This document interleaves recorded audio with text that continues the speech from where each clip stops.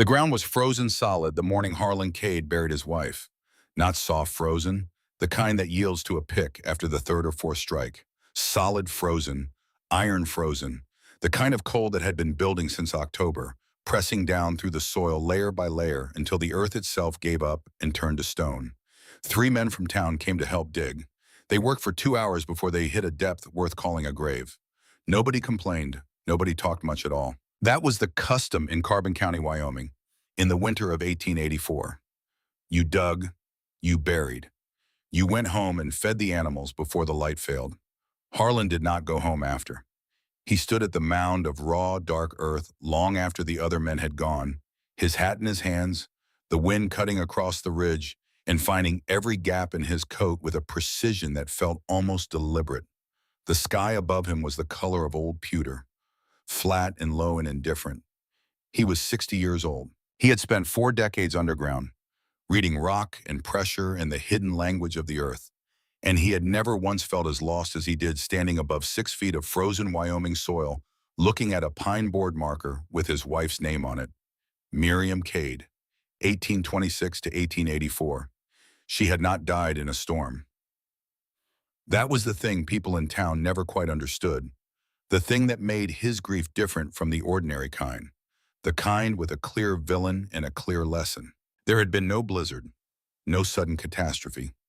Miriam had died in their own bedroom, in her own bed, in a house that was standing and intact and 30 yards from a woodpile that Harlan had not stacked high enough. It had been a slow cold, the kind that sneaks into the walls at night and takes a little more each morning. November had been hard, and December harder, and by January the wood they had was not enough to keep the bedroom above 40 degrees. Miriam had a chest that had never been strong. She had managed it for years with warmth and rest and the particular stubbornness that had made Harlan love her for 31 years. But that January the warmth wasn't there, and the rest wasn't enough, and the stubbornness ran out on a Tuesday morning before dawn. Harlan had been right beside her. He stood at the grave until his fingers went numb, and then he stayed longer. He was not a man who cried in front of others, but he was alone now, and still he did not cry. What he felt was not the kind of thing that comes out as tears. It was harder than that. It had edges. He looked at the marker one last time.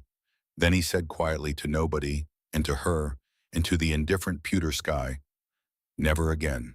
2 words. He meant every syllable of both of them. 3 years passed. Harlan sold the house. Not immediately, not in the first raw months of grief, but after the anger had settled into something colder and more purposeful. The house had been Miriam's in all the ways that mattered. She had chosen the curtains and planted the kitchen garden and hung the mirror in the front hall at exactly the height she wanted it. Without her, it was just a structure. 4 walls and a roof and a woodpile that would never be stacked high enough to matter now. He took the money and he bought a mule and a set of surveying tools, and he spent the better part of 2 years walking Carbon County in a systematic grid, the way a man walks a mine before he commits capital to it.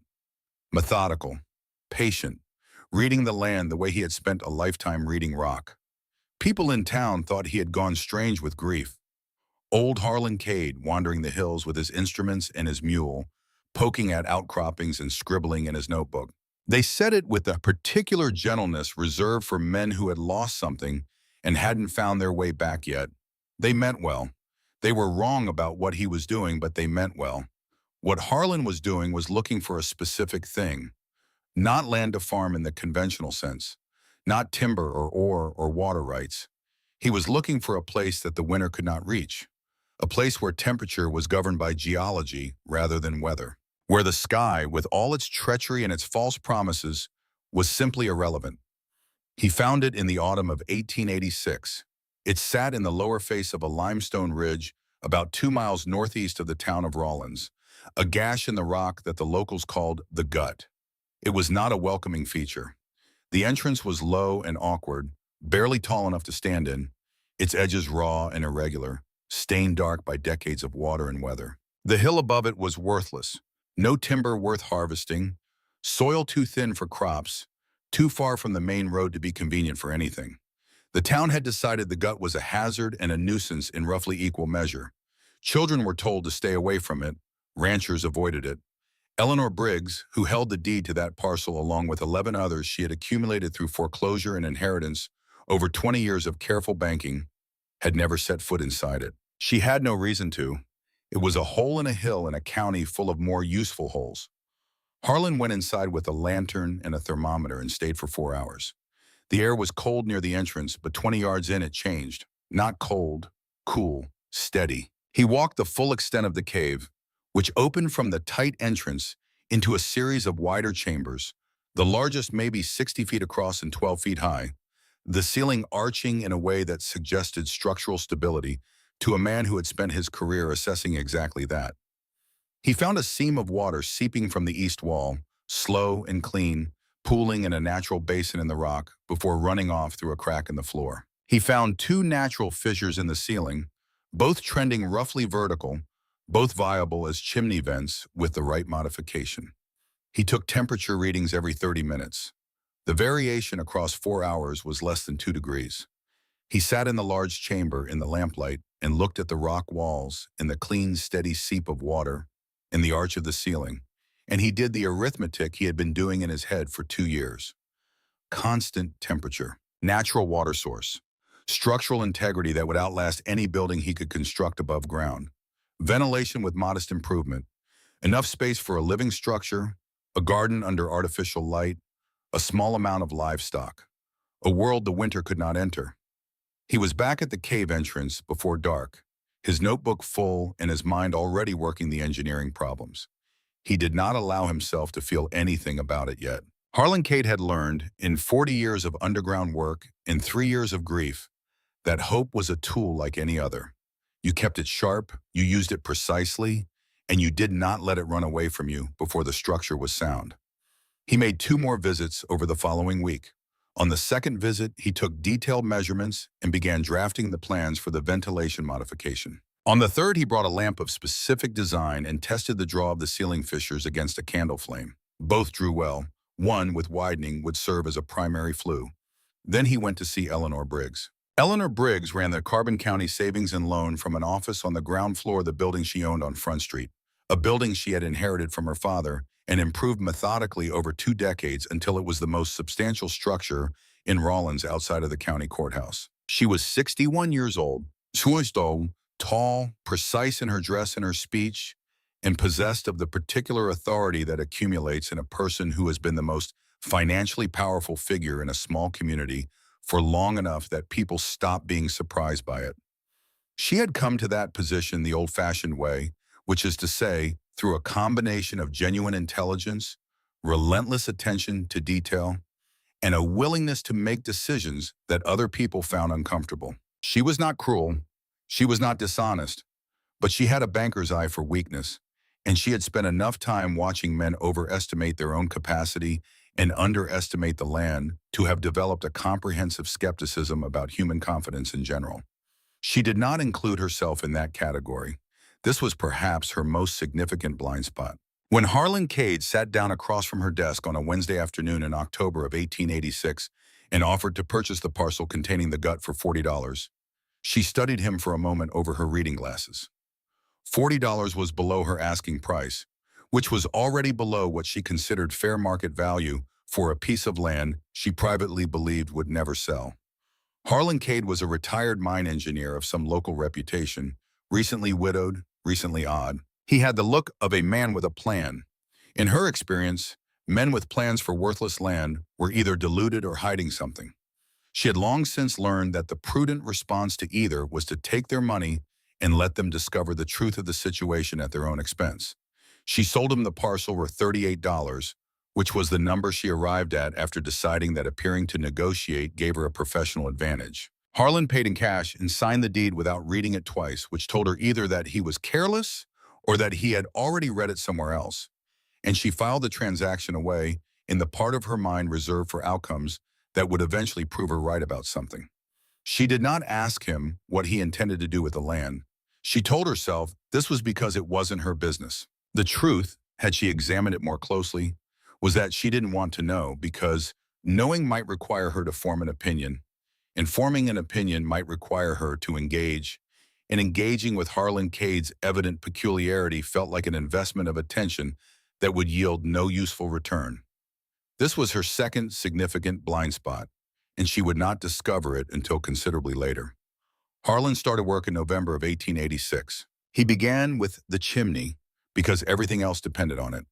He spent 2 weeks with a hammer and a cold chisel widening the primary fissure from 3 inches to 8. Working from a scaffold he built himself out of rough-cut pine, clearing the debris with a bucket and rope system that he modified twice before he was satisfied with its efficiency. The work was slow and loud and physically demanding in a way that reminded him he was 62 and not 40, but he had never been a man who confused discomfort with impossibility.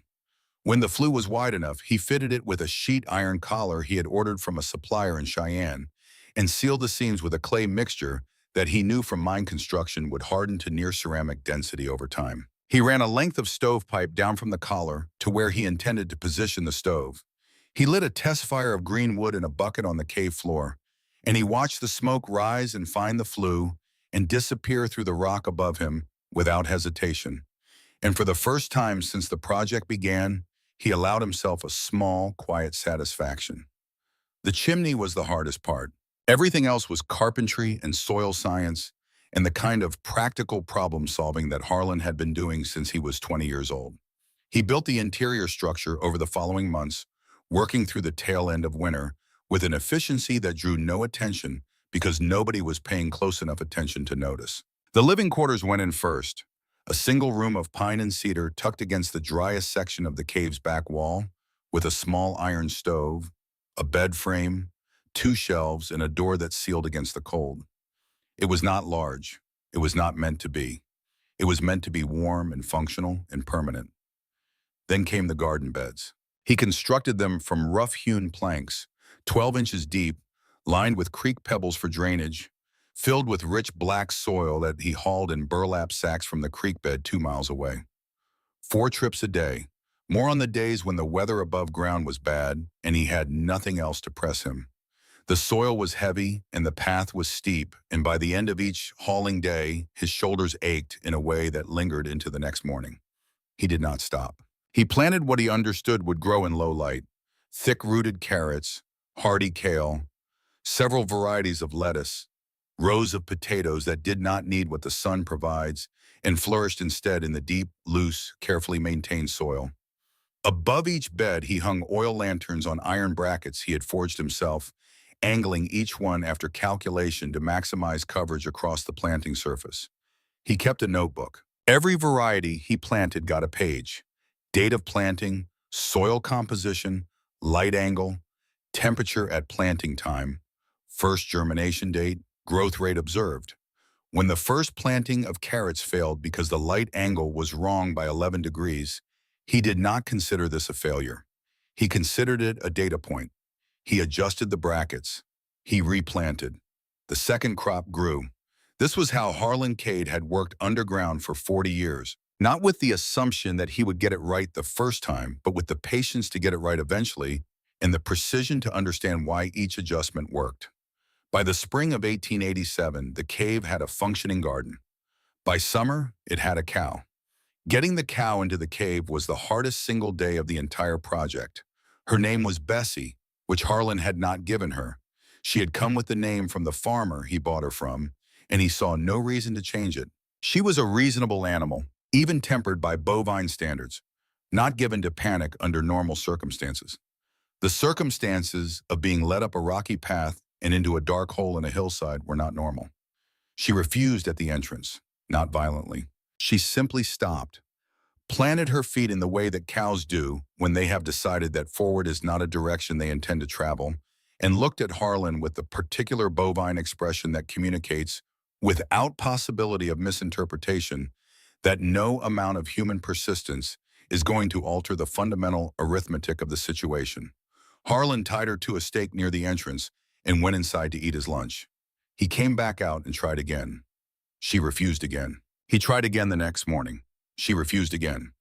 On the 4th day, he stopped trying to lead her in and instead began spending time near the entrance himself, working on other tasks, eating his meals outside the cave mouth, letting the smell of the interior, the hay, the soil, the particular cool stone scent of the cave itself, become something ordinary in her experience. On the sixth day, she walked 3 steps inside on her own. On the ninth day, she walked all the way in without incident and went directly to the hay he had spread in the pen he had built for her at the cave's eastern end, near the underground pool. He stood and watched her eat, and he allowed himself the particular pleasure of a man whose patience has been proven correct. The chickens were easier. Chickens are easier than most things. By late summer of 1887, the gut, which was no longer the gut in Harlan's mind, though he had not renamed it to anyone else, was a functioning underground homestead. It was not beautiful. It was not comfortable in the way that a well-appointed house is comfortable. It smelled of soil and animals and lamp smoke and the particular mineral scent of deep stone that never quite goes away. But it was warm. It was consistent. The temperature inside varied by less than 5 degrees between the hottest day of July and the coldest morning of February. The lanterns burned steadily. The garden grew. The cow produced milk, which Harlan cooled in the underground pool. The chickens produced eggs. It was, by every measure that Harlan Cade considered relevant, exactly what he had designed it to be. The town of Rawlins did not share this assessment. The talk had started in the spring, when people began noticing that Harlan was hauling soil toward the ridge with a regularity that suggested purpose rather than eccentricity. By summer, when someone reported that he had taken a cow up that rocky path, the talk had graduated from puzzled to concerned, and from concerned it moved with the speed particular to small communities straight to something approaching civic alarm. There was a collective understanding in Carbon County, as in most agricultural communities of the American West in the 1880s, of how things were supposed to work. You farmed above ground, under the sun, in the seasons that God and nature provided. You built your house with windows so the light could get in. You respected the fundamental contract between human effort and the natural world, which is that the natural world provides the conditions and the human provides the labor and the judgment. You did not try to subvert the conditions. You did not try to build a world inside a rock. A man who tried to do that was, at minimum, strange. At maximum, he was a warning. Eleanor Briggs had her first public comment on the matter at Deacon's Saloon on a Friday evening in August, when the subject came up among the men gathered around the far end of the bar after the bank had closed for the week. She was there because she was always there on Fridays, not to drink. She nursed a single glass of cider with the patience of a woman who had learned that the conversations that happened in saloons after business hours were frequently more informative than the ones that happened across her desk during them. She let the men have their theories. She let them speculate about whether the cave would collapse and whether Harlan had lost his mind with the grief and whether the county had any obligation to intervene in the self-destructive projects of its citizens. She listened to all of it with the composed attention of a woman tallying a ledger. Then she said without particular emphasis, "Harlan Cade is farming underground like a mole. A man his age belongs in a rocking chair, not a hole in a hill." She said it lightly, almost pleasantly, but it had the precise effect she intended. The room absorbed it, and the laughter that followed was the kind that closes a conversation rather than opening one, the kind that makes it socially difficult for anyone to take the subject seriously afterward. Harlan heard about the comment within 2 days. He was at the general store buying oil and salt when Etta Voss, who owned the store and had heard the comment from 3 different people in 3 slightly different versions, mentioned it to him in the careful, neutral tone of a woman conveying information she thought he deserved to have. She watched his face as she told him. His expression did not change. He finished counting out the coins for his purchase, put his change in his coat pocket, picked up his supplies, and said, "Thank you, Etta." That was all. Etta watched him walk out. She had known Harlan Cade for 15 years, had sold him supplies and kerosene and hardware, and had exchanged 1,000 routine pleasantries with him across this counter. She had watched him change after Miriam died, watched the animation go out of him, and something harder and more deliberate take its place. She had assumed, like most people, that what she was watching was grief doing what grief does to a man. Standing at her counter, watching the door close behind him, she was no longer sure that was all she was watching. She closed up the store early and walked up to the ridge. She found the entrance on her second pass along the face of the limestone. It was smaller than she had imagined, the opening no wider than a door frame and low enough to require a stoop. There was a wooden door fitted into it, Solid, well-made, hung on iron hinges that looked like Harlan's work. It stood open.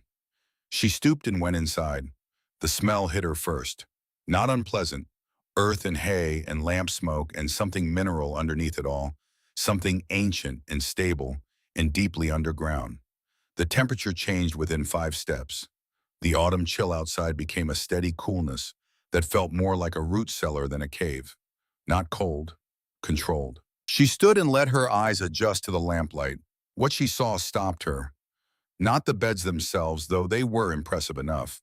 Long rows of raised planks filled with dark soil, green shoots visible in several of them.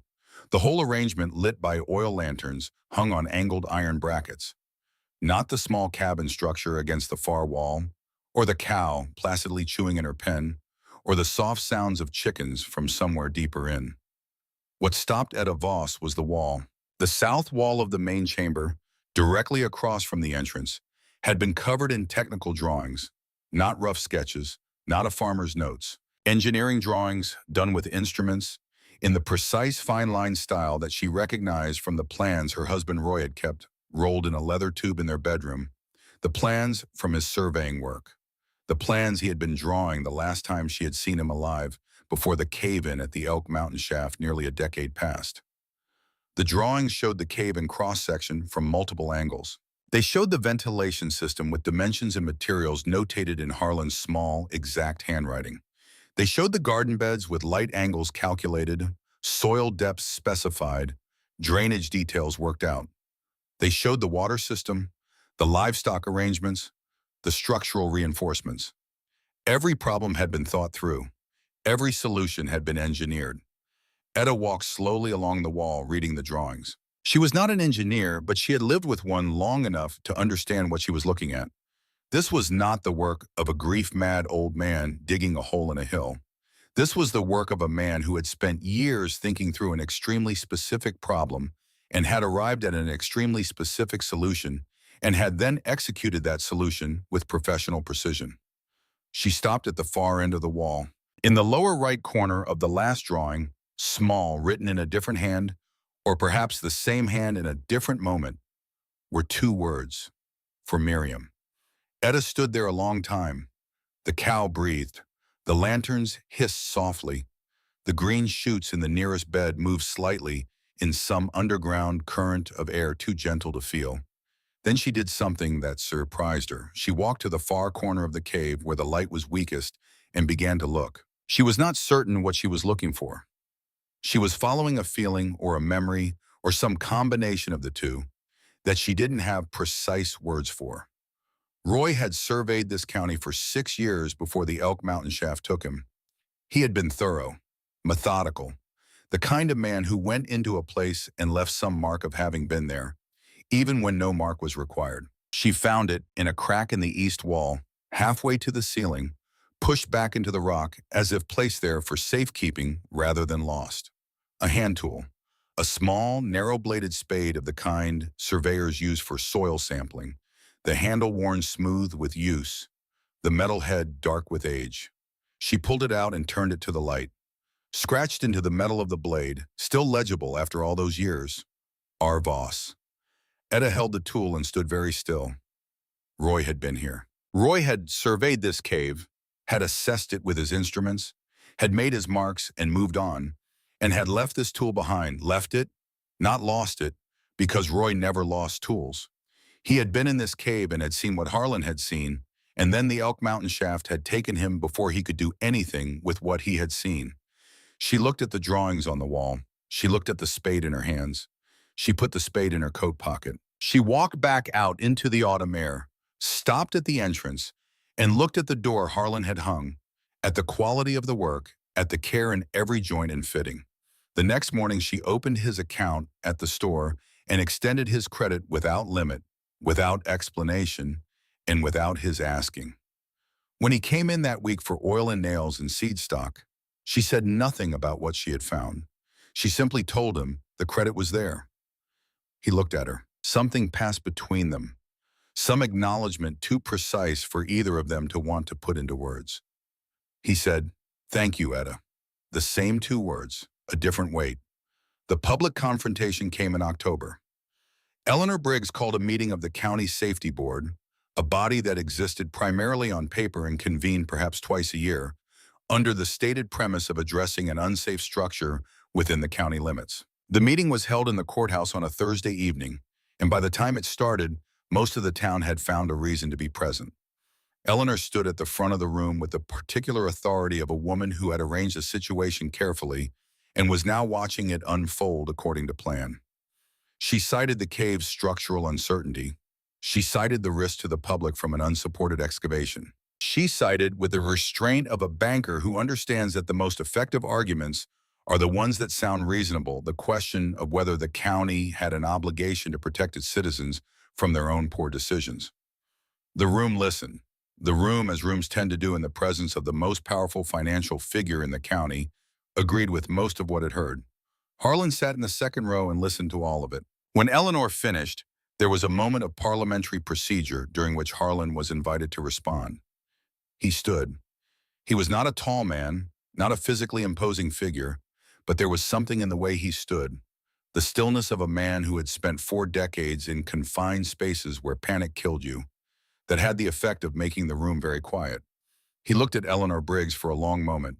Then he said, "I've worked underground my whole life, Eleanor. I know what holds and what collapses." He sat back down. The room absorbed this. Eleanor absorbed it, her face composed, her eyes holding his for a moment before she looked away with the controlled precision of a woman who has decided not to pursue a line of argument. The board voted to table the matter pending a formal inspection, which meant in practical terms that nothing would happen for at least 6 months. Harlan walked home in the dark with his coat collar up against the October wind, satisfied with the outcome in the way of a man who had expected it and planned accordingly. Behind him, the courthouse windows glowed yellow in the early dark. Inside, Eleanor Briggs was gathering her papers with the neat, unhurried motions of a woman who has not finished with something, merely paused it. Above them both, 2 miles northeast, the cave sat in the rock face in the dark, warm and steady and full of growing things, waiting. The sky above the ridge was clear, brilliantly, deceptively clear. Harlan looked at it once before he went inside. He did not trust it. He had never trusted it less in his life. The first carrot crop died on a Wednesday. Harlan found it this morning when he came in from the cabin to check the beds. The feathery green tops had gone limp overnight, collapsing against the soil like they had simply given up. He crouched beside the bed and touched one. It came away from the soil with no resistance, the root pale and underdeveloped, barely thicker than a pencil. He did not react the way a man reacts when something he has worked for fails. He reacted the way an engineer reacts when a structure behaves contrary to calculation, with a focused, deliberate attention that pushed everything else to the side.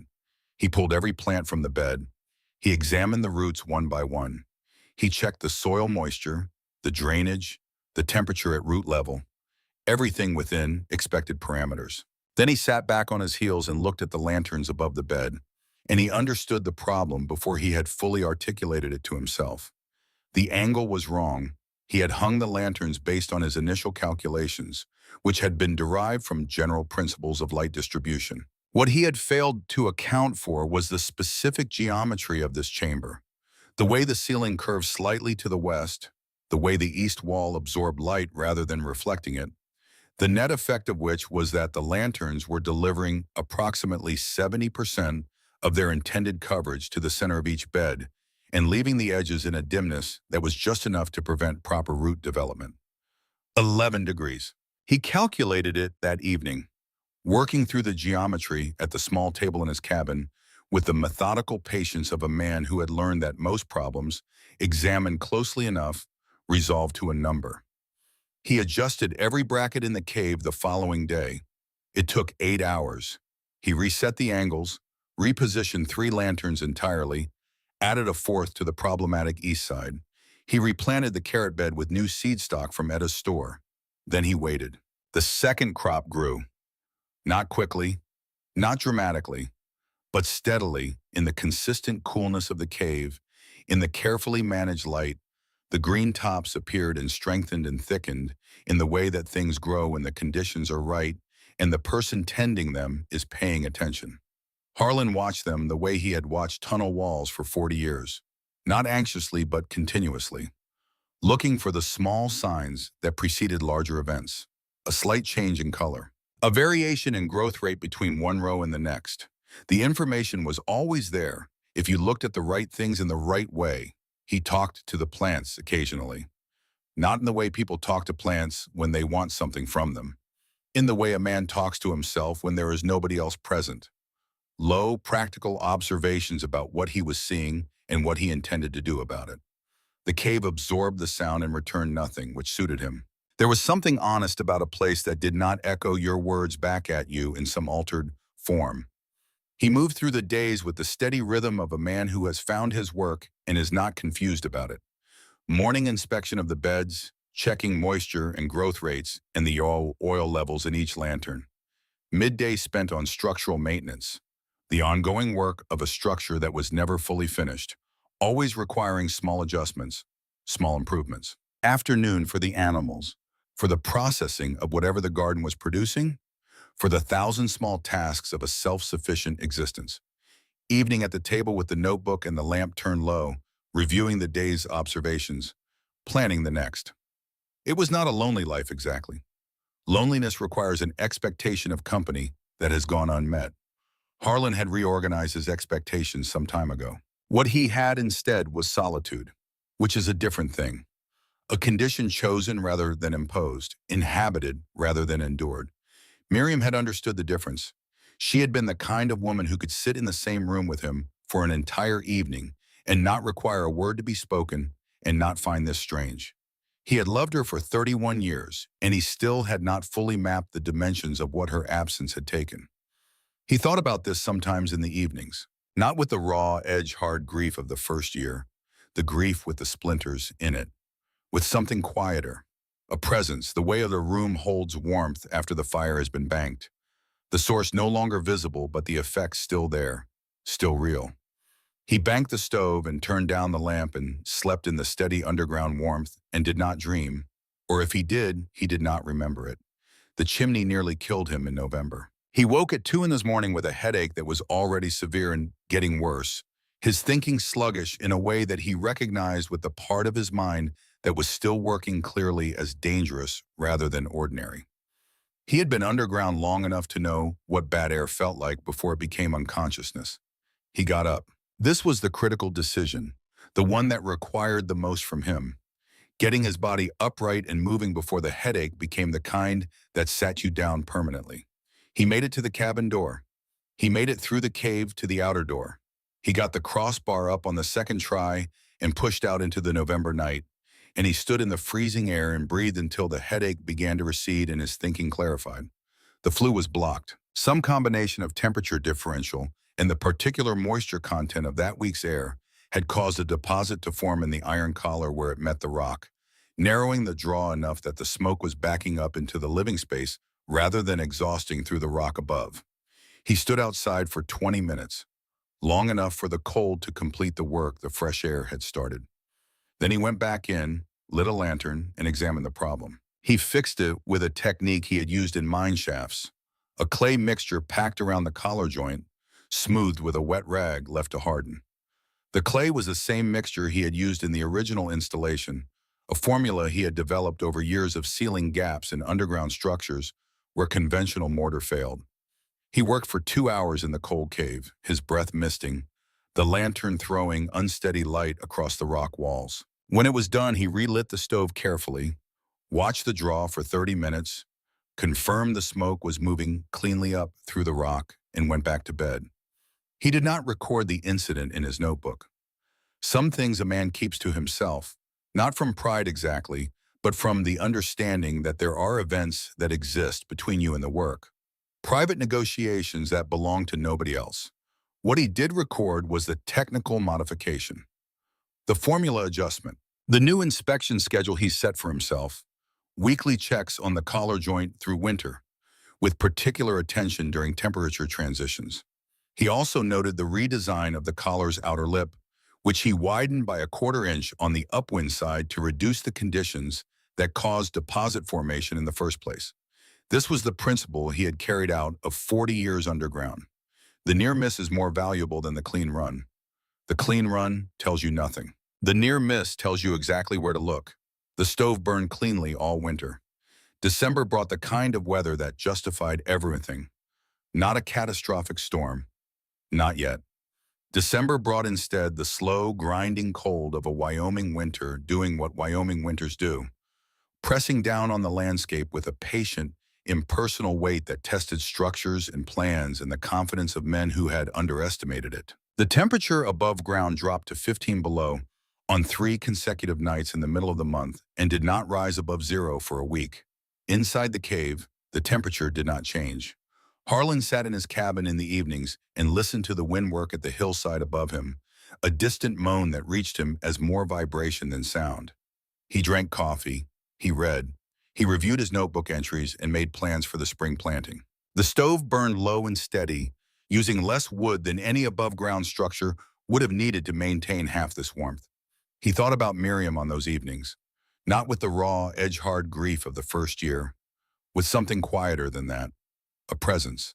The way a room holds warmth after the fire has been banked. The source no longer visible, but the effect still there, still real. He had built this for her. That was the truth of it, simple and irreducible. Every calculation, every adjustment, every morning of hauling soil, and every evening of instrument work. All of it had begun with the fact that he had been in the house beside her and the cold had come in and he had not been prepared enough to stop it. The cave was the answer he had built to that fact. The thing he could not do for her, he could do for himself. And maybe this was a thought he had not fully examined yet, a thought he kept toward the edges of his consideration. Maybe for others. He did not allow himself to think about that second part too directly. It felt presumptuous. It felt like claiming something before it had been earned. He banked the Zaduka, turned down the lamp, and slept in the steady underground warmth, while the wind above him argued with the rock and found no purchase. Etta Voss came to the cave on the second Friday of January. She came after closing the store in the early dark of the winter afternoon, her coat buttoned to the throat and a basket over one arm. Harlan heard her at the door, the particular knock of a person who has been here before, confident of their welcome but not presuming it, and let her in. She had brought bread, which she put on the cabin table without comment, and a jar of preserved peaches, which she placed beside it. Then she sat down in the other chair, the one that existed in the cabin primarily because Harlan had built it, and a room without 2 chairs is a room that assumes no visitors. And she looked at him with the direct attention of a woman who had decided to say something she had been holding for a while. Roy surveyed this cave, she said, before Elk Mountain. He came up here with his instruments and spent a day inside. Harlan looked at her. I found the spade, she said. In the fall when I came to look, I recognized the scratching on it. He was quiet for a moment. Outside, the wind was doing its winter work on the hill above them. Inside, the stove clicked and settled. I kept it, she said. If that's all right. It's yours, Harlan said. Etta looked at the table. He saw what you saw, that the place was sound, that it had potential. She used the word carefully with the precision of a woman who chooses her words the way she chooses what to stock on her shelves. He never told me what he intended to do with it. We never got to that conversation. Harlan nodded. He understood the architecture of that sentence, the gap where the future had been, the wall where the conversation had stopped. Miriam never saw this place, he said. It was the first time he had said her name out loud to another person in longer than he could accurately remember. I bought it after, but I built it because of the winter that took her. The cold that came in. He stopped. He was not a man who explained himself easily, and the words were moving through territory he rarely entered in speech. She had a bad chest, he said, not weak, just susceptible.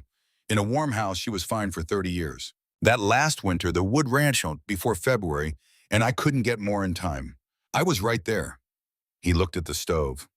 40 years underground, I never lost a man to something I could have prevented. Etta did not say anything immediately. She did not say the things people say in response to that kind of statement. The reassurances, it wasn't your faults that people offer because silence feels inadequate and words feel like doing something. She sat with them for a moment, the way you sit with something that deserves to be sat with. Then she said, Roy went into the shaft because a younger engineer didn't know the signs. Roy would have known. If he'd been the one looking at the rock that morning, he'd have called it. But he wasn't the one looking. They sat with that for a while, too. Outside, the wind pressed and found no entry. The lanterns in the garden chamber cast their steady, measured light over the growing things. The cow breathed in her pen. The peaches sat on the table in their jar, bright orange against the lamplight, ridiculous and perfect. Harlan said, "There's coffee." "Yes," said Etta, "there is." She stayed for 2 hours. They talked about the store and the winter and the state of the roads and a dozen other things that had nothing to do with Roy or Miriam and everything to do with two people learning the particular language of each other's company. When she left, the cave felt both emptier and larger than it had before she came, which Harlan recognized as the signature of a conversation that had done what conversations are supposed to do. He washed the cups and set them back on the shelf and went to check the garden beds before turning in. The lettuce was pushing up in its second row, green and insistent, perfectly indifferent to January. February arrived with the particular false mildness that experienced plains people recognize as suspicious. The temperature lifted, the wind eased. The sky over Carbon County turned a brilliant, hard-edged blue that caught the light in a way that made everything look clear and certain and trustworthy. In town, people remarked on it with the relief of people who have been cold for a long time and want very much to believe that the cold is finished. Harlan watched it from the cave entrance every morning and said nothing to anyone. He had lived in Wyoming for 22 years. He had worked in mining operations from Nevada to Montana. He had developed over those years the particular meteorological literacy of a man whose life had depended more than once on understanding what weather was actually doing as opposed to what it appeared to be doing. And what the weather of February 1888 was doing, beneath the brilliant, deceptive surface of those clear blue days, was building pressure.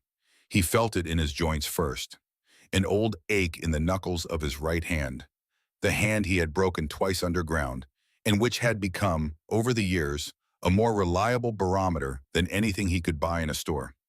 Then he began noticing the animals. The birds had been wrong for weeks. Species that should have been present were absent, and species that should have been moving south had already gone, earlier than any pattern he had recorded in 15 years of informal observation. The underground pool in the cave rose 3 inches in 4 days. This was the detail that settled it for him. The water table was responding to pressure changes that the surface had not yet caught up to. Harlan had seen this underground, the way the rock registered what was coming before the air did, the way the earth carried information faster than the sky. He increased his pace. He harvested everything that was ready and stored it.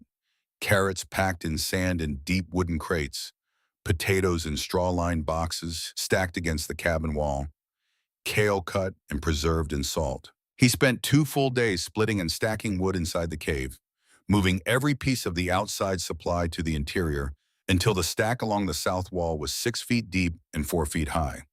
He checked every seal on the outer door and repacked the gaps with fresh wool strips. He filled every container he owned with fresh water from the underground pool. He restocked the lamp oil to the ceiling of what the cave could store. He inventoried the grain for the animals, calculated consumption rates, confirmed he had enough for 12 weeks at full feeding. He found he was 3 days short and made one more trip to Etta's store, arriving at close of business on a Thursday afternoon. Etta looked at his list. She looked at him. She filled the order without asking questions.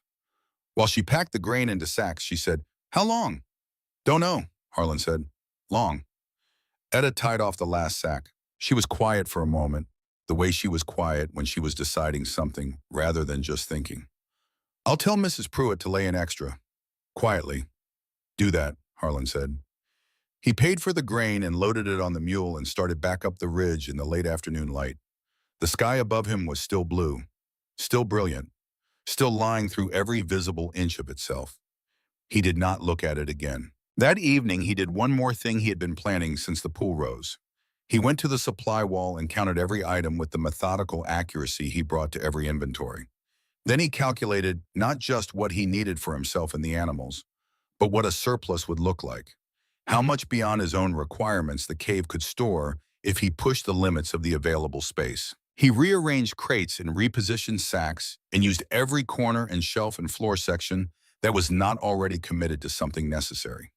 When he was done, he had a surplus. Not enormous, Not sufficient to feed a town, but sufficient, if distributed carefully and stretched with judgment, to keep a number of families alive through an extended emergency. He had not built it for this purpose. He had built it for himself, for the private arithmetic of a man who had lost his wife to a winter he had underprepared for and was not going to make that mistake again. But the surplus was there, and he knew it was there, and knowing it was there made certain things inevitable, and Harlan Cade had never been a man who turned away from the inevitable simply because it was inconvenient. He closed the notebook and went to bed. Eleanor Briggs came to the cave on a Thursday evening in the second week of February, after dark, alone. She came on horseback and tied the horse at the bottom of the path, which told Harlan she did not want anyone to see where she was going. She knocked at the cave door with the knock of a woman who is accustomed to arriving at places and having them open for her, and Harlan opened the door and stood in the light and looked at her. She was dressed well, as she always was. Her face was composed, as it always was, but there was something in the set of her shoulders, a tightness, an effortfulness in the composure, that Harlan recognized as the body language of a person who is managing an internal argument while trying to project its absence. He stepped back from the door. She came inside and stopped just past the threshold. He watched her take in the cave, the garden beds, the lanterns, the small cabin, the smell of growing things and animals, and lamp smoke in the steady underground warmth. Whatever she had expected, this was not quite it. The organized reality of the place disrupted something. He could see it in the brief pause before her face reassembled itself. She looked at the garden beds for a long moment. Then she looked at him. "If a hard winter comes," she said, "not if." The grammar of the sentence was hypothetical, but the voice was not. "A bad one. How long can this cave sustain life?" Harlan looked at her. He understood what the question cost her. Eleanor Briggs did not ask questions that contained admissions. She did not visit people who had publicly embarrassed her by being right about things she had publicly dismissed. She had ridden 2 miles in the dark after business hours and tied her horse at the bottom of the path, and she was asking him this question in a voice that was controlled to the edge of its capability. He thought about several responses. He discarded most of them. "Long enough," he said. She held his gaze for a moment. Then she nodded. One short, definitive movement, the nod of a banker closing a transaction. She turned and walked back to the door. She stopped with her hand on the frame. She did not turn around. "I sold you that land for $38, she said. "You did," Harlan said. A pause. The lanterns hissed. The cow shifted in her pen. Eleanor walked out into the dark. He heard her footsteps descend the path, slow and careful in the dark, and then nothing. Harlan stood at the open door and looked out at the night. The sky was clear. The stars were out in their winter density, brilliant and cold and innumerable over the black ridge of the limestone. He closed the door and dropped the crossbar into its brackets. He went back to the cabin and sat at the table and opened his notebook and wrote the date at the top of a new page. Below it, he wrote the water table measurement from that morning. Below that, his grain and supply inventory. Below that, a single line. Weather coming. Ready. He closed the notebook. He thought about Eleanor Briggs riding back down to town in the dark, carrying the knowledge she had ridden up to acquire, the knowledge that there was a place, if it came to that. He thought about what it had cost her to ride up here and ask. He thought about what she would do with the answer, whether she would act on it or whether the pride would hold until it was too late to matter. He did not know. He could not know. He had built what he could build and stored what he could store and prepared what could be prepared. The rest was not his to control. This was the hardest lesson of 40 years underground. You could read the rock. You could calculate the pressure. You could engineer the supports and seal the gaps and plan for every contingency you could foresee.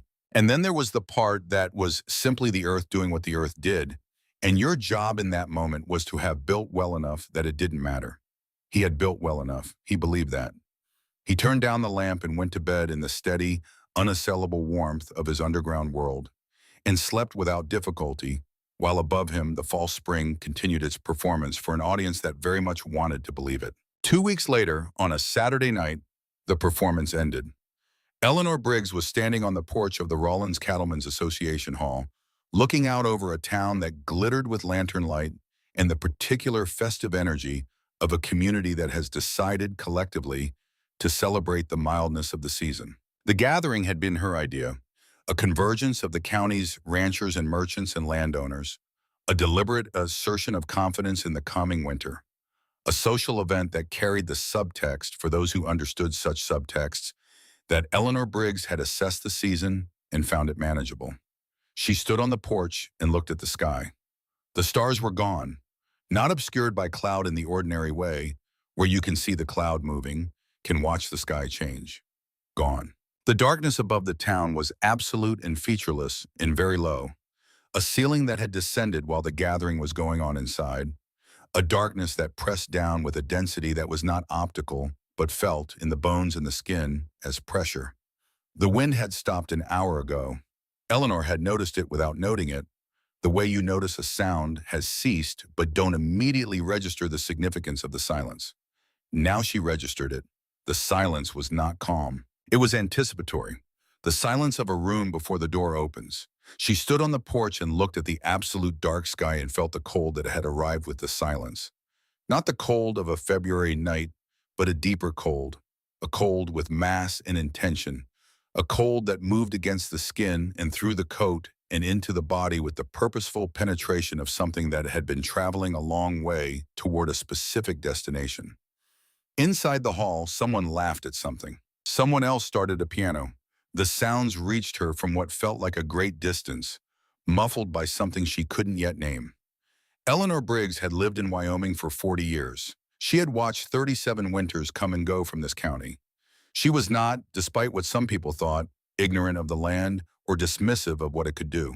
She was a woman who had made her decisions based on probability and pattern and the accumulated evidence of 3 decades of record keeping, and the probability, the pattern, and the records had all said, mild season. She stood on the porch and looked at the absent stars and felt the first granular sting of ice crystals on her face. Not snowflakes, something finer and harder than snowflakes, something that came not drifting on, but driving horizontal, and understood with the cold clarity of a woman who had always been honest with herself in private, even when she was not in public, that she had been wrong. The piano inside played on for another 30 seconds. Then the wind came. It did not build. It arrived, full force from the north, a wall of moving air so dense it hit the porch railing, and the porch railing shuddered. Eleanor grabbed the doorframe. The lanterns on the porch went out simultaneously, as if commanded. Inside, someone said, "What is that?" And someone else said, "Lord have mercy," and the piano stopped mid-note. Eleanor looked north, toward the ridge where the limestone outcropping sat in the dark, where 2 miles of frozen ground and one heavily built wooden door stood between a carefully engineered underground world and whatever was coming down out of the north tonight. She had ridden up there 2 weeks ago and asked her question and gotten her answer, and the answer had been 2 words, and she had ridden home in the dark and done nothing with them except carry them. She had $38 worth of decisions to live with. She turned and went back inside, pulling the door closed against the wind with both hands. Above the town, above the ridge, the sky opened. The storm did not introduce itself. It simply arrived in full, the way catastrophe always arrives for people who have been telling themselves it won't. Not gradually, not with the courtesy of escalation, but all at once and without apology. By midnight of that first Saturday, the wind was a sustained physical force that had stopped being weather and become something closer to geology, a new and temporary feature of the landscape that pushed against every structure in Carbon County with the patience of something that did not need to hurry because it had already won. Inside the cave, Harlan heard it as vibration rather than sound. A low-frequency hum in the rock itself, transmitted through the limestone with the fidelity of a telegraph wire. The storm's energy translated into a deep mineral resonance that he felt in his back teeth and in the soles of his feet through the cave floor. He lay in his bunk in the cabin and listened to it and did not move. The stove burned at its normal rate. The temperature in the cabin held at 54 degrees, which he knew because he had checked it before going to bed, and which the rock would maintain regardless of what the sky decided to do above it. He thought about Eleanor on her porch. He thought about her riding home in the dark 2 weeks ago with his 2 words in her coat pocket, and he wondered if she had done anything with them. He suspected not. Not because she was a fool. She was not a fool. But because the specific pride of a person who has staked their public authority on a particular assessment does not yield easily even to private knowledge.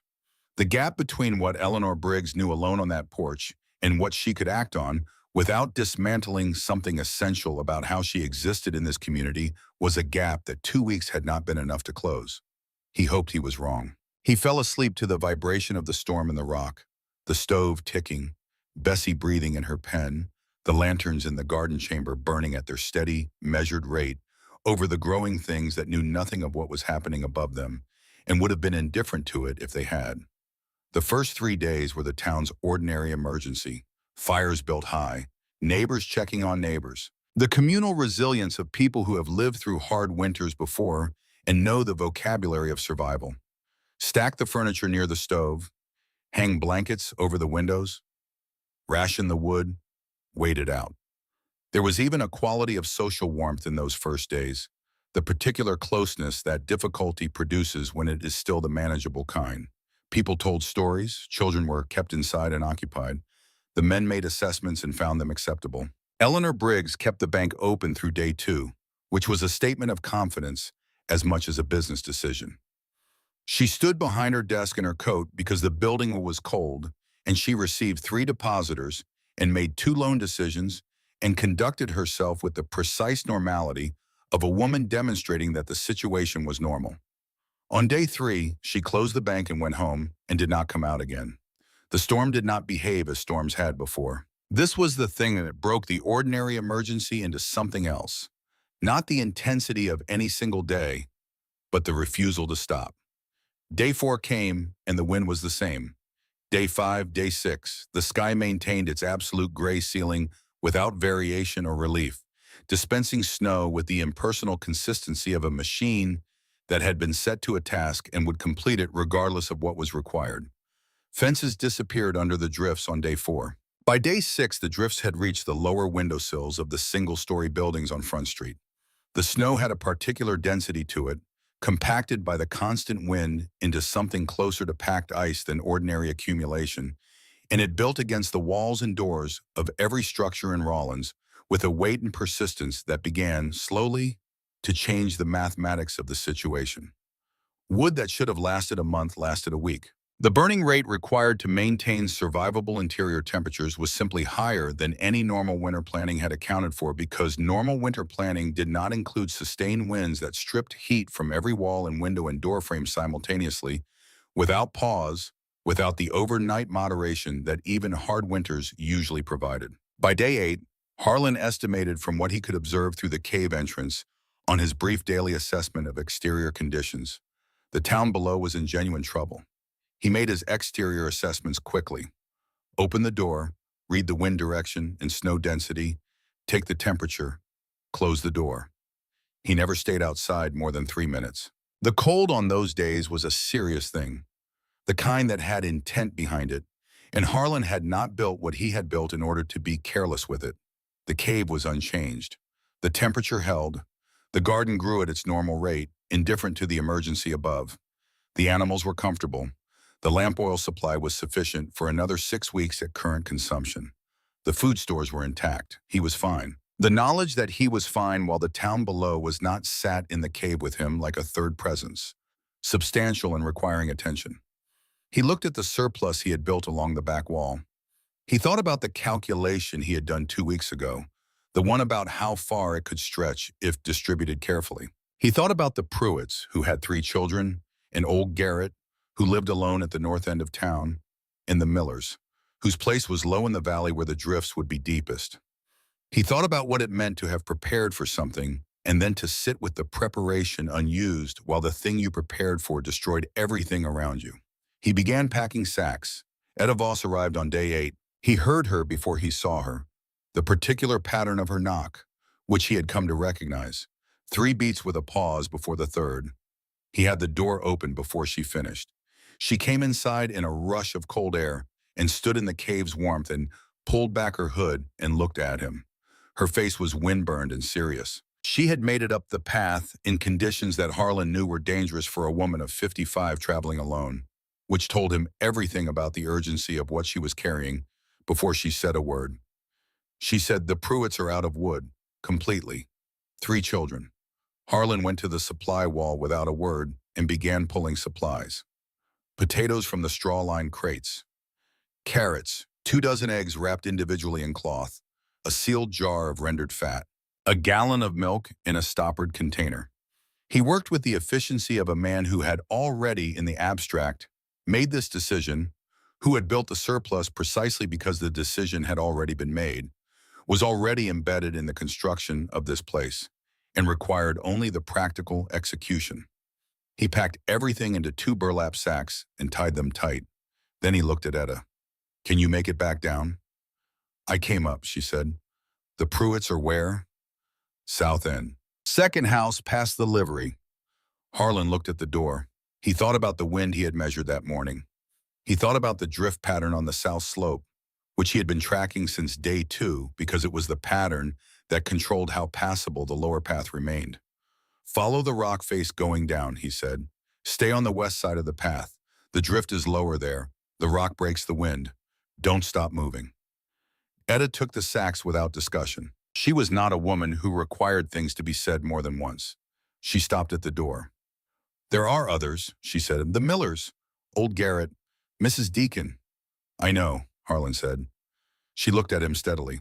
"The Briggs house has been dark for 2 days. No smoke from the chimney." He held her gaze for a moment. "Go," he said. "Come back tomorrow if you can." She went. He closed the door and stood in the warmth of the cave and listened to the storm vibrate in the rock above him. He began packing the next set of sacks. Day 12 was when Harlan went out himself. Not because he wanted to, not from heroism, which was a concept he had always found slightly suspicious, the way engineers find suspicious any system whose operation depends on exceptional individual behavior rather than sound design. He went out because Etta had come back on day 10 with a report that the Miller family, a man, his wife, and their 2 adult sons, were snowbound in a drifted structure with no way to reach the food she was trying to bring them, the drift against their door having consolidated into a wall of compacted snow that the family inside, weakening, could not break through from the interior.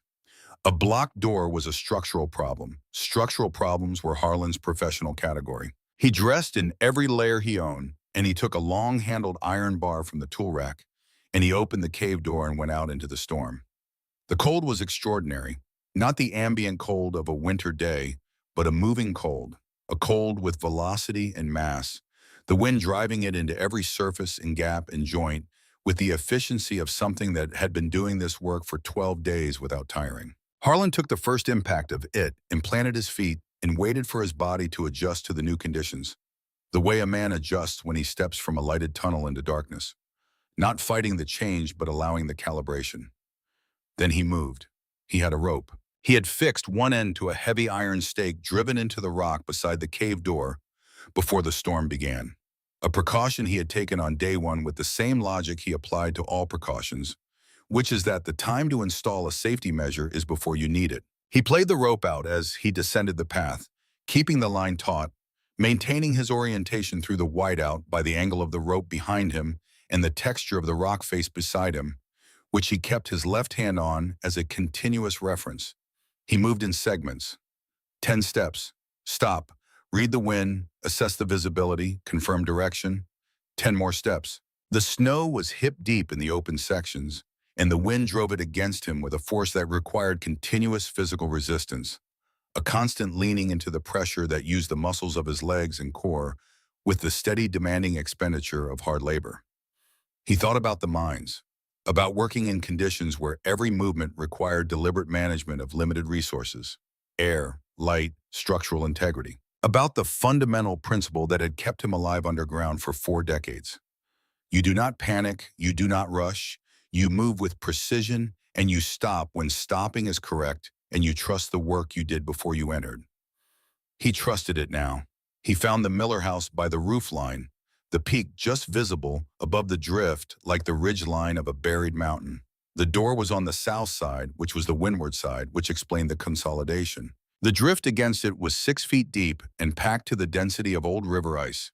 He worked with the iron bar for 40 minutes, not frantically, systematically, breaking the consolidated surface first, then working in sections, pulling the broken material away from the door face, creating a channel in stages rather than attempting to remove the whole mass at once. It was underground technique, the same method used to open a collapsed drift in a mine shaft, adapted to the exterior geometry of a farmhouse door. The door opened inward when he had cleared 18 inches of clearance. He heard it crack against the remaining ice, and then a hand appeared in the gap, and then James Miller's face, beard frosted and hollow-eyed, staring at Harlan Cade standing in a blizzard with an iron bar like something from a story nobody would believe later. Harlan passed the supply sacks through the gap. He told Miller about the rope line back to the cave. He told him to send his sons up on day 14 if the storm continued, that there would be supplies ready. Miller tried to say something. Harlan was already turning back into the white. He made it back up the rope line in the time it took to stop feeling his left hand. He came inside and closed the door and stood in the warmth until the feeling came back. And then he went to the supply wall and started packing for day 13. The days that followed developed their own grim arithmetic. Day 13, Etta came again with news of Garrett, who was managing but low on lamp oil. Harlan sent oil. Day 14, one of the Miller sons came up the rope line and took a supply load back down, as Harlan had told him to do. The young man's face when he came inside, the disbelief at the warmth, at the green growing things, at the steady normalcy of the cave's interior, was a thing Harlan did not remark on. He simply loaded the sacks and sent the man back down with directions about the drift patterns on the return route. Day 15, the supply reserves were beginning to require more careful management. Harlan ran the arithmetic every morning and every evening, tracking what had gone out against what remained, calculating the rate of depletion against the unknown duration of the storm. He had not built infinite surplus. He had built enough surplus to matter, which was a different and more limited thing. He was at the supply table on the morning of day 15, running the daily inventory with the focused attention of a man who understood that the difference between enough and not enough was a number he needed to know precisely when he heard the knock at the cave door. Not Etta's knock, a different knock, harder, more formal. The knock of a person who has never knocked at this door before and is applying to it the same authority they apply to every door they have ever needed opened. He set down the notebook and went to the door and opened it. Eleanor Briggs stood in the entrance of the cave. She was wearing 2 coats, which told him something about how cold the house had gotten before she left it. Her face was composed with an effort that was visible around the edges, in the slight tightness at the corners of her mouth and the deliberate steadiness of her eyes. She was not shaking, but she was the kind of not shaking that requires active management. She was 61 years old, and she had ridden out the first 12 days of this storm in a house that was built to impress rather than to endure, with its high ceilings and its large windows, and its position on the rise above town that had always been its greatest social asset and had become, in these 12 days, its greatest structural liability. She had burned the dining chairs on day 9, the side tables on day 11, the bookcase with the books still in it because there was no time to sort them, on day 13. She stood at the entrance to the cave and she looked at Harlan Cade and she did not ask for anything. She said, "I came to help distribute. Tell me what needs to be done." Those words were not an apology and were not an admission and were not a capitulation in any form that would require her to reconstruct her public position in the town. They were simply the most useful words she could have said, the words that moved immediately from the past, where the argument lived, into the present, where the work was. Harlan looked at her for 3 seconds. Then he turned and walked to the supply table and picked up the notebook and opened it to the current page and handed it to her. She looked at the list. Names, locations, priority rankings based on family size and assessed vulnerability, supply quantities allocated to each. She read it with the focused attention of a banker reviewing a loan portfolio, which is to say quickly, completely, and without wasting time on anything that wasn't actionable. She looked up. "You've been running this since day 8. "Day 9, Harlan said. She looked back at the list. Something moved across her face, brief, controlled, and gone. "The Deacons are not on here. They have a root cellar and more wood than anyone in town. They're fine." She nodded. "Garrett?" "Etta went to Garrett yesterday. He's managing." She handed the notebook back. "Then tell me where you need me." Harlan told her. They worked in a pattern that required no discussion once established. Eleanor was, whatever else she was, a person of considerable organizational capability. She understood systems and logistics with the fluency of someone who had spent 20 years managing the financial infrastructure of an entire county. She took the distribution list in the cave's supply inventory and within 2 hours had restructured the delivery sequence to minimize travel distance and maximize the efficiency of each trip, a reorganization that Harlan, who thought like an engineer rather than a logistics manager, recognized as genuinely better than his own approach. He did not say so. She did not ask. They worked in the cave together and separately. She organized and packed. He handled the exterior travel, the rope-line descents into the storm, the physical labor of moving through hip-deep snow with loaded sacks. She managed the supply inventory with the meticulous accuracy of a woman for whom numerical precision was not a skill but a reflex.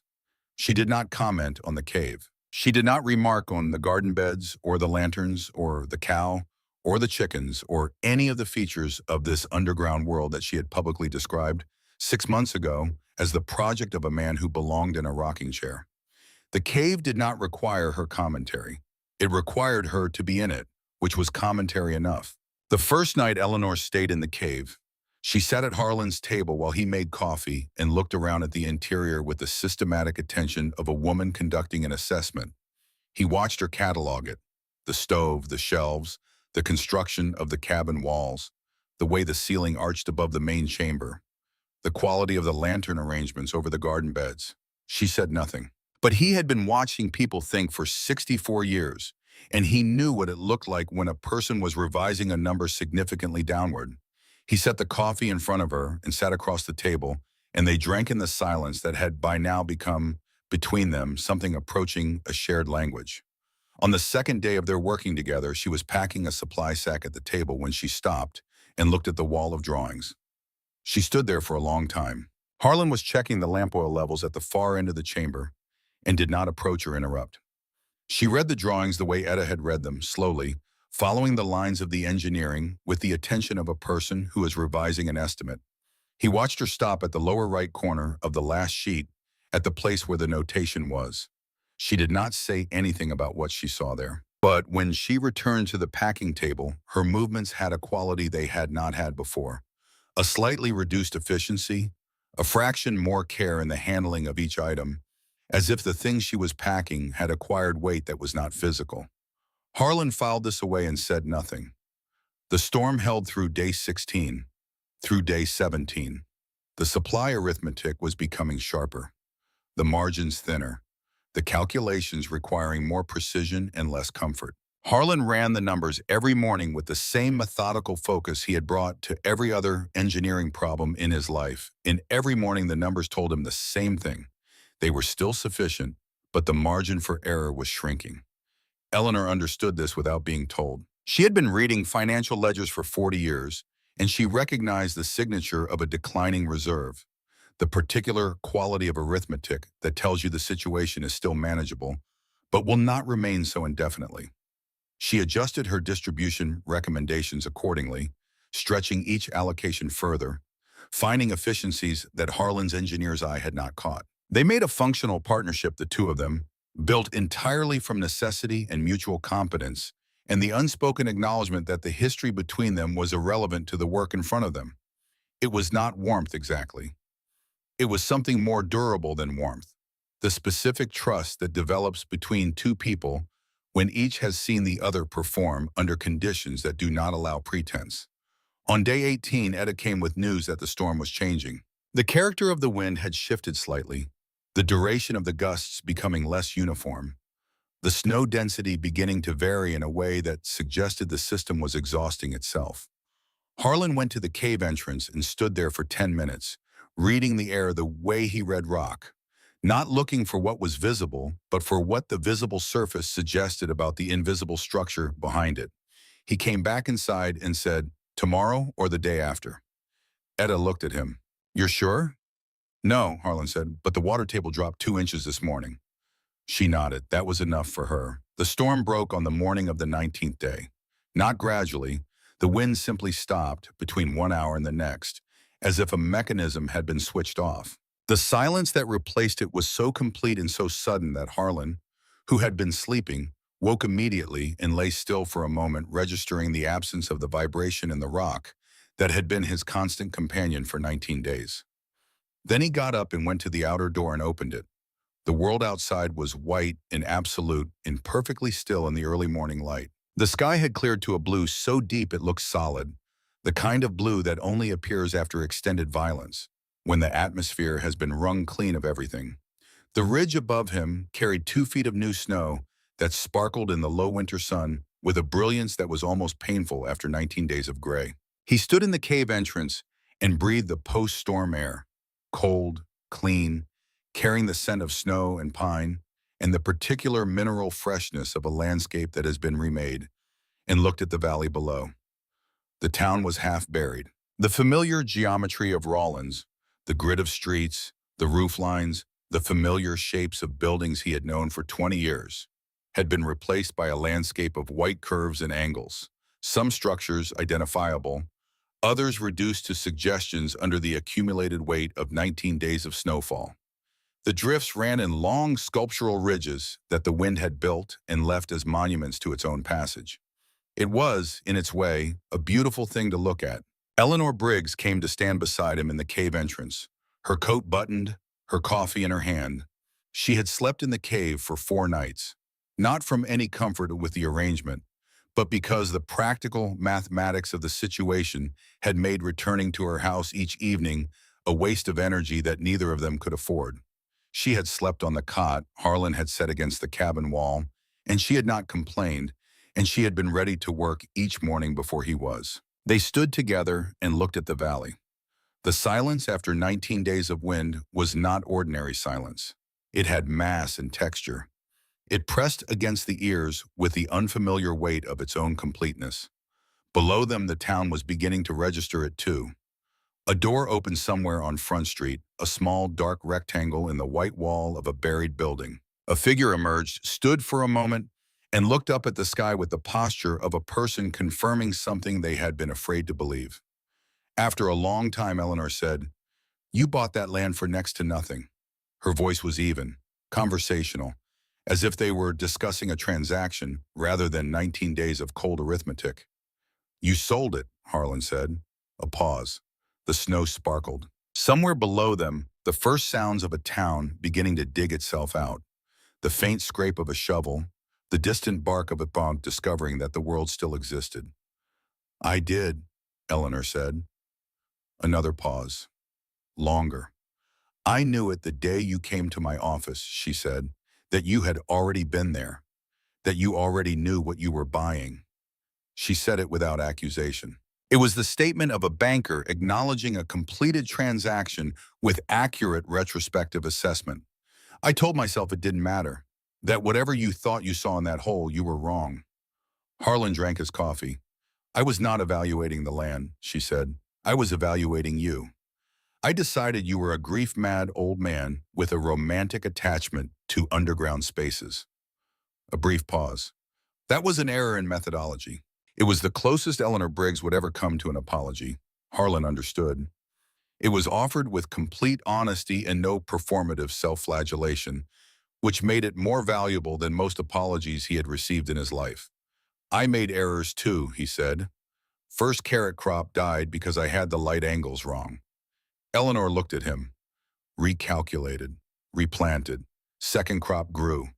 She was quiet for a moment. Then something happened at the corners of her mouth. Not quite a smile, more like the ghost of one. The structural suggestion of what a smile would be if it were fully built. "Is that what you tell yourself?" "It's what happened," Harlan said. She looked back at the valley. The shoveling sounds were getting louder. More voices now, the town finding itself again, piece by piece, in the silence the storm had left behind. "There will be a meeting," she said, "when people have dug out. There will be questions about preparedness, about the county's obligations." She said it in the practical tone of a person already thinking about the next phase. "I will be chairing that meeting." "I know. I will need someone with expertise in underground construction and food storage systems to advise the committee." Harlan looked at her. "That's so. Purely in an advisory capacity." Naturally, the ghost of the smile again. "I'll need that person to be available for consultation starting next week." "I'll check my calendar," Harlan said. Eleanor finished her coffee. She handed him the cup, a gesture so casual it contained within it the entire distance they had traveled in 19 days, and walked back inside to begin the morning's work. Harlan stayed at the entrance a while longer. He was thinking about Miriam, not with the old grief, the hard-edged grief of the first years, the grief with the splinters in it, with something older and less sharp, the grief that has been lived with long enough to become part of the furniture of a man's interior life, present and acknowledged, but no longer the largest thing in the room. He thought about her in the winter of 1884, in the house that was not warm enough. He thought about what she would have said about this cave, about the garden beds and the lanterns and the cow named Bessie and the 19 days of storm that the limestone walls had simply ignored. Miriam had been a practical woman. She would not have been sentimental about it. She would have looked at the growing things under their lantern light and said something specific and accurate about the soil quality or the spacing between rows, and then she would have put on an apron and gotten to work. He missed her with the quiet, continuous missing of a man who has learned to carry absence as weight rather than wound, something that changes how you move, rather than something that stops you from moving. He thought about Roy Voss, whose spade stood beside Miriam's photograph on the small shelf inside the cabin. A man he had never met, a man who had stood in this cave with his instruments and seen what Harlan had seen and had not lived to do anything about it. Two men reading the same rock, years apart, arriving at the same conclusion. One of them had gotten to build it. Harlan set his coffee cup on the rock beside the door and stepped back inside. He went to the cabin and took the spade from its place beside the shelf and stood for a moment and looked at the photograph of Miriam, the one taken in Cheyenne in 1878, the year they came to Wyoming, when she was 52 and he was 54, and neither of them had any idea what the land they were moving to would ask of them. Her expression in the photograph was the one he remembered best from life, not smiling exactly, but present, attentive. The expression of a woman who is paying attention to everything and reserving judgment until she has enough information to form one worth having. He had always loved that about her. He carried the spade out through the cave to the entrance. But before he stepped outside, he stopped at the south wall. The drawings were still there, every line exactly as he had drawn them. The ventilation calculations in the soil depths and the structural annotations in his small, exact hand. The whole architecture of the project rendered in graphite on bare limestone, a record of the problem and the solution and the years of thinking that had produced the solution. He stood at the far right corner, at the last sheet, at the notation in the lower corner that he had written on a February night 4 years ago when the project was still only paper and intention and grief looking for a purpose. For Miriam. He looked at it for a long moment. Then he looked at the cave around him, the lanterns burning over the green beds, the stove ticking in the cabin, the sound of Bessie moving in her pen, the walls of limestone that had held against 19 days of the worst weather Carbon County had seen in a generation. He looked at Eleanor moving efficiently at the supply table and Etta counting the remaining stock with her methodical precision and the two of them working in the steady underground warmth that the storm had been entirely unable to reach. He had built this for Miriam. That had been the truth of it from the beginning, and it was still the truth, and would remain the truth. But the truth had grown larger than its original dimensions, the way a structure sometimes exceeds its initial design when the materials are sound and the workmanship is careful, and the thing being built turns out to have uses the builder had not fully anticipated. He thought she would have had something practical to say about the carrot spacing. He thought she would have approved of the way the two women were working. He picked up the spade and walked out into the morning light. The snow surface was beginning to develop the crust that cold sunlight builds after a storm, that particular skin of refrozen ice that catches the light and turns the entire landscape into something briefly incandescent. Harlan walked 20 feet from the cave entrance to a section of exposed rock where the wind had kept the snow thin. He set the blade of the spade against the rock face and struck it once, sharply, driving the blade a half-inch into a crack in the limestone. He leaned on the handle until the tool was vertical and firm. He stepped back. The spade stood in the rock in the morning light, Roy Voss's name catching the sun on the blade, marking the place. Not a grave, not a monument in any formal sense, simply a mark. The kind that says, someone was here, someone saw this, someone understood what this place could be. Two men in the end. One who surveyed it and one who built it. And between them a thing that had outlasted the worst winter in 30 years and had kept people alive who would otherwise not have been kept alive. He stood there for a moment in the cold, bright air. Then he turned and walked back inside. Etta was at the supply table taking inventory in her methodical way, and Eleanor was at the far end of the cave checking the water level in the underground pool, and Bessie was eating her morning hay, and the lanterns were burning over the garden beds, where the winter lettuce was pushing its patient way through the dark soil toward the steady artificial light. Harlan put on his coat and picked up the iron bar and said, "I'm going down to help with the digging out." Etta looked up. "Wolves are state every road is buried." "I know. Might take days to clear Front Street alone." "I know." She studied him for a moment. "You'll need the rope again." "I know." He paused at the door and looked back into the cave, at the warmth, the light, the growing things, the two women working in the steady underground calm that the storm had been entirely unable to reach. "I'll be back before dark." He went out. The valley below was waking. He could see figures moving in the distance, small and dark against the white, beginning the enormous patient work of digging back into the world. The air was cold and clean and bright, with the particular clarity of aftermath, the clarity that comes only after something large has finished with you and you find yourself, against reasonable expectation, still standing. He started down the path with the iron bar over his shoulder and the rope paying out behind him, moving toward the town that had spent 6 months calling him a mole in a hole, a grief-mad old man digging his own grave in a worthless piece of limestone, a relic who should have been in a rocking chair. He moved without haste and without resentment, with the deliberate economy of a man who has learned that the work in front of you is the only work that matters, and that the work in front of him now was the same work it had always been, building things that hold.